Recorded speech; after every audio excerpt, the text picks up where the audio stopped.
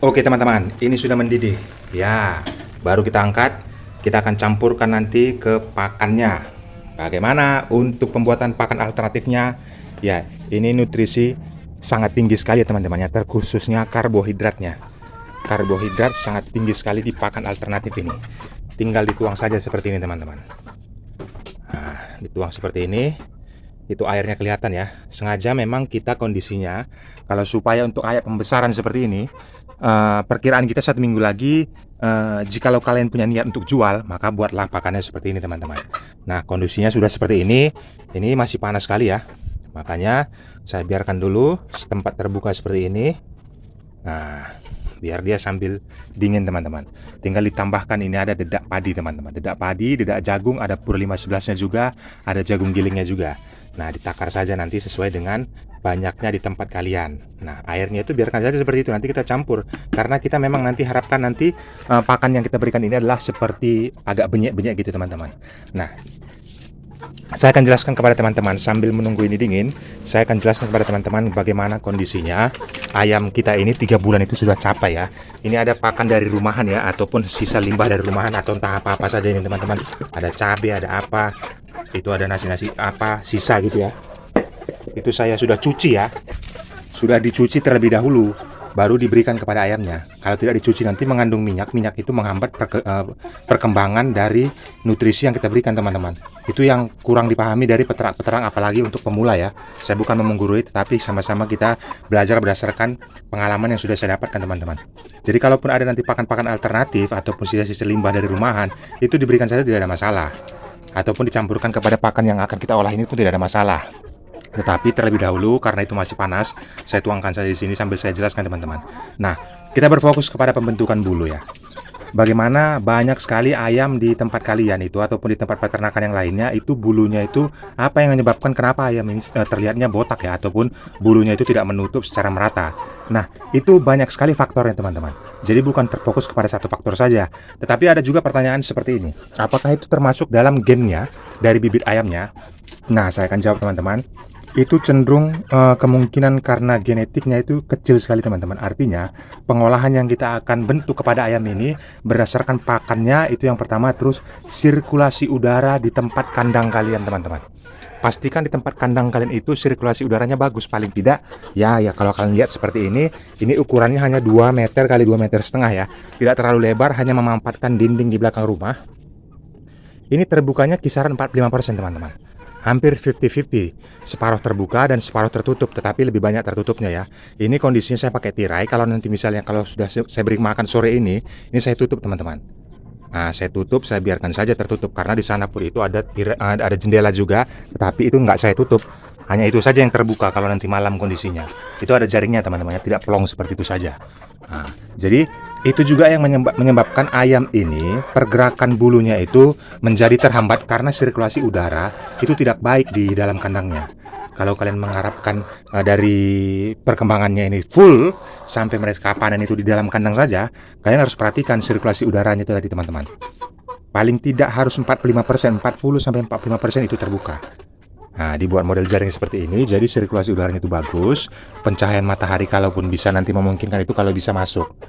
Nah, itu yang menjadi pemecahan kepada bulu-bulu jarum di tubuhnya ini. Karena nanti begitu nanti ayam ini kalau kecil kalian perhatikan, itu terlihat seperti bulu jarum teman-teman. Bulu jarumlah itu akan memecah. Nah, yang membantu untuk pemecahan bulu jarumnya itu adalah sirkulasi udara. Apalagi terkena matahari, itu lebih cepat lagi. Nah, yang kedua, faktor yang kedua dari udara, yang kedua itu nutrisi teman-teman. Nutrisinya itu melalui vitamin C. Nah, kandungan apa yang kalian berikan kepada ayam ini, apakah sudah terdapat itu vitamin C-nya? Makanya kalau yang sering memberikan dedaunan, karena tempat kita ini kan menggunakan batang pisang teman-teman. Jadi kandungan vitamin C-nya itu, seratnya itu sangat bagus sekali. Vitamin C dan serat itu mendobrak pertumbuhan bulu mereka itu menjadi lebih bagus. Karena ada beberapa unsur teman-teman. Kalau kalian perhatikan untuk pembesaran ayam kampung diperlukan itu protein ya. Proteinnya paling tidak itu harus ada 21% ke atas. Jangan di bawah 21% ke bawah ya. Jangan di bawah 21%. Nah, bagaimana itu bisa menyebabkan protein itu fungsinya untuk apa kepada mereka? Nah, itulah perkembangan untuk pembentukan segala organ. Organnya itu bisa mengembang, begitu juga perkembangan organnya itu berkembang secara sempurna ya. Artinya tidak ada yang cacat, itu memerlukan dari protein. Nah, kalaupun ada nanti kalian berpikir apakah perlukan ini untuk karbohidrat. Nah, pembentukan karbohidratnya itu ataupun energi kepada ayam itu sangat penting sekali. Apalagi nanti kalau sudah kondisinya sudah mau masa panen ya.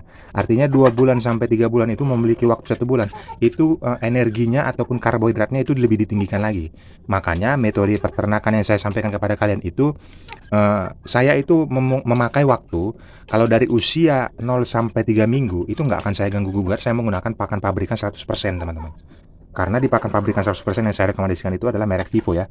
Merek Vivo 511 untuk kode purnya itu. Di deskripsi bisa kalian contoh teman-teman. Ada itu saya sertakan linknya ya.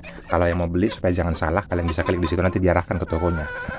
Nah, yang kedua kalau sudah nanti mereka memasuki usia 3 minggu, sudah menginjak usia 3 minggu, barulah saya bisa membuat pakan alternatif seperti hal-hal seperti yang saya lihatkan ini. Tetapi yang saya perlihatkan ini bukan untuk pakan alternatif usia mereka 3 minggu ke atas ya. Bukan teman-teman. Ini pakan alternatif khusus untuk apalagi yang model encer seperti ini ya.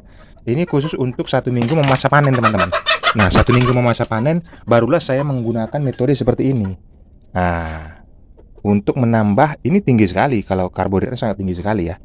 Kondisi karbohidratnya sangat tinggi sekali kalau yang saya buat ini teman-teman. Karena ada trik-triknya di masa kita itu memberikan pakan kepada ayam ini, pakan alternatif khususnya ya. Karena kita akan mengharapkan pakan alternatif ini kita memberikannya supaya kita hemat ya. Hemat biaya, itu yang pertama. Dan yang kedua, pada saat kita memberikan pakan alternatif ini, nutrisinya tercukupi untuk kebutuhan di usia mereka. Nah, perkembangan bulu tadi saya sudah sampaikan kepada kalian. Bagaimana metodenya itu ada 2 cara. Itu lain faktor untuk udara ini harus diperhatikan. Paling tidak 45% itu terbuka, sirkulasi udaranya itu terbuka. Selain juga membantu untuk gas amoniaknya tidak terlalu tinggi di dalam kandang. Kalau gas amoniak tinggi itu cenderung terkena banyak penyakit nanti teman-teman.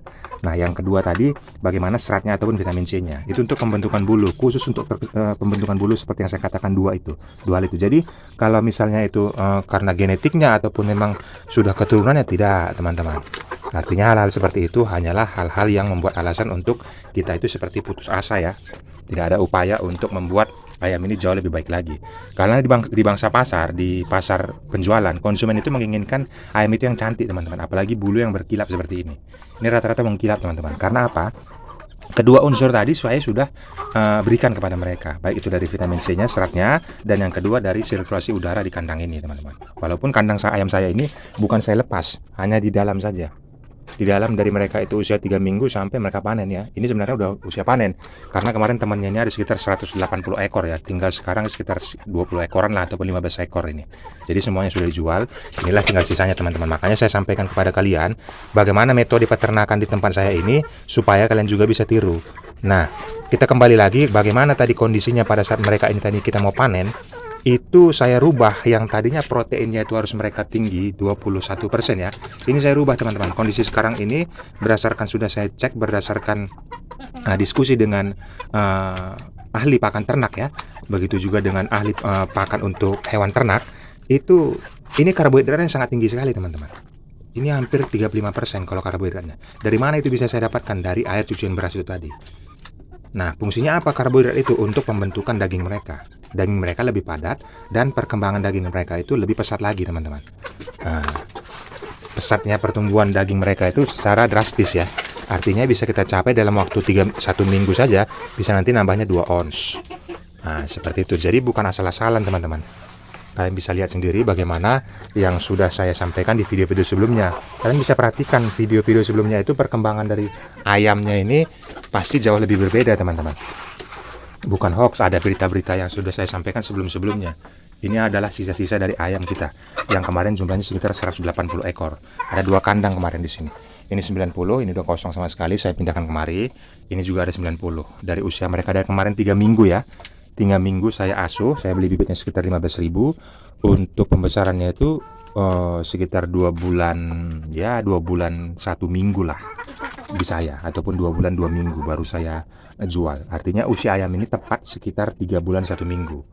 Usia ayam dari netas sampai 3 bulan 1 minggu itu sudah mencapai berat 1 kilogram 1 on, teman-teman. Kalau yang pejantan nanti lebih besar lagi. Nah, jadi bagaimana edukasi yang saya sampaikan kepada kalian ini bukan untuk semata-mata supaya penonton saya itu ramai apa segala macam, tidak. Itu berdasarkan pengalaman yang sudah saya sampaikan melalui video-video ataupun pengalaman yang sudah saya jalankan sebelumnya. Makanya saya sampaikan kepada teman-teman ada metode cara supaya kita itu panennya lebih cepat lagi. Karena kalau kalian nanti tidak perhatikan nutrisi seperti saya katakan tadi, proteinnya di usia berapa mereka itu butuhkan, karbohidratnya di usia berapa mereka itu butuhkan, nah seratnya ataupun vitamin C-nya itu pembentukannya untuk kemana, seperti saya katakan tadi ke bulunya, itu adalah sedemikian rupa adalah pengetahuan-pengetahuan dasar untuk pembentukan ataupun perkembangan di dalam dunia peternakan ayam kampung, teman-teman, khususnya ayam kampung. Nah, makanya hal itu saya bagikan kepada kalian. Jadi bukan anggap remeh-temeh, bagaimana pembelajaran ini bisa kalian terapkan nanti di tempat kalian, teman-teman. Nah, terjawab sudah ya. Bagaimana? Karena ini ada kemarin komentar untuk pembentukan bulu itu apakah dari genetiknya atau ada perawatannya seperti apa. Saya sudah jelaskan tadi, ini saya ulang lagi. Itu bisa kita antisipasi dengan 2 cara. Perhatikan kandangnya itu sirkulasi udaranya bagus ya. Artinya 45% itu harus terbuka. Paling tidak 45% terbuka. Dan yang kedua, nutrisi di dalam pakan yang kita berikan itu harus terkandung vitamin C-nya, seratnya. Itu, teman-teman. Jadi perkembangan dari bulunya itu, pertumbuhan dari bulunya itu bisa secara maksimal. Nah, kalau kalian perhatikan di tempat saya ini, dari saya sudah puluhan tahun ya, sudah beberapa tahun untuk metode peternakan ini. Pelihara 3 minggu, jual 3 bulan kemudian. Pelihara 3 minggu, jual usia mereka 3 bulan. Nah, jadi sudah beberapa sekali, tidak pernah ayam itu botak-botak, teman-teman. Bangsa pasar menginginkan supaya ayam itu jangan botak, supaya tidak kelihatan ya ini ayam resep apa segala macam. Nah, itu kan banyak saja permintaan konsumen. Jadi antisipasi hal seperti itu kita sudah tangani, bagaimana supaya bulunya ini bagus, mengkilap. Nah, saya sudah sampaikan kepada kalian dengan 2 metode tadi, bulu ayam itu tidak akan botak lagi. Nah, saya rasa video ini cukup dulu. Nanti kedepannya kita akan bahas lagi seperti apa kedepannya untuk peternakan ayam kampung agar jangan gagal kalian pada saat untuk pembesaran ayam kampung ya. Kalau ada kendala, sakit apa segala macam di dunia peternakan kampung kalian yang sudah memulai atau belum memulai, silahkan tanyakan saja teman-teman di kolom komentar. Saya akan jawab berdasarkan pengalaman. Semangat terus untuk dunia peternakan ayam kampungnya. Salam kasih dari Jerry Plawi.